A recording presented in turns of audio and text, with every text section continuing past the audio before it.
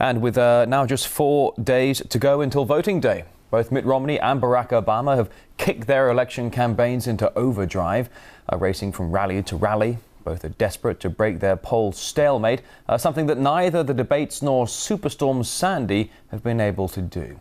Here's RT's Anastasia Churkina on the final scripted rush. Sometimes liar is the best way to explain it. The blame game in full swing. Why didn't you call me when you were working on this thing? Finger pointing. He did make it worse. Mocking. He even called it marvelous, which is a word you don't often hear when it comes to describing a budget. Attacks. This president's a lightweight. We've all agreed that families are off limits. Dogs, however, are apparently fair game. What you're seeing is them finally rising up to the level of professional wrestling. And I say rising up to it because in pro wrestling, in front of the cameras, we all hate each other. Behind the scenes, it's a business. And that's the same way it is for them. It's a sham. A sham largely compared to reality television, Survivor style. Start out eliminating contestants on the island, and then eventually they have to form alliances. You could call those parties. And then they finally, in the grand denouement, you have two survivors who go head to head, and the winner gets the big prize. The big prize, 4 years to run the United States of America. The contestants are giving it their all to win the competition.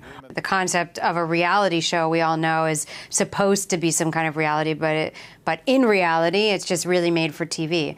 And the presidential campaigns in the U.S. are completely made for TV. Like in any major production, a huge crew and big bucks run the game. They have people determine what a guy's going to wear, what kind of haircut, how much makeup. You know, this is an opportunity for a lot of people to get rich. From looks to comments and statements, most of the election campaign is scripted. The mainstream media following the presidential campaigns eats the show right up. One example.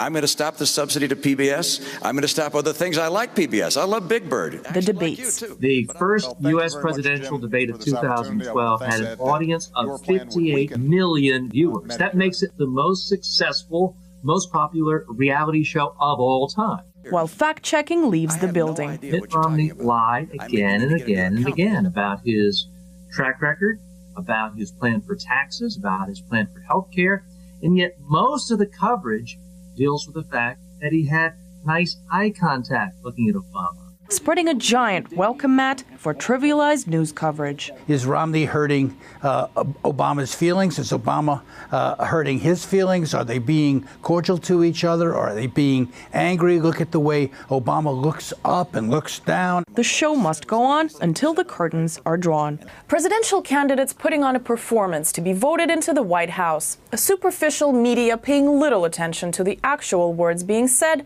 and not demanding to hear the words that should matter. As the U.S. election enters its closing act, Electotainment remains king and politics not much more than a circus.